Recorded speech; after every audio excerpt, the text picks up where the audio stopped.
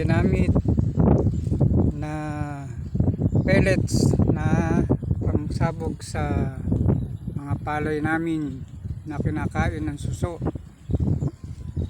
Yan po, kahapon napakalaki ng tubig po rito dahil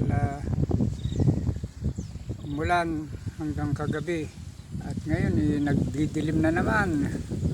Yan po ang panahon. Kawawa naman ang aming palayan pagka palaging inuulan.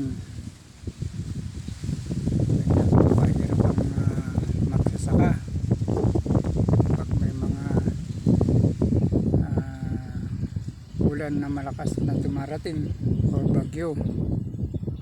Lalo't bagong tanim ang palayan, talagang napakasilan na kainin ng mga suso.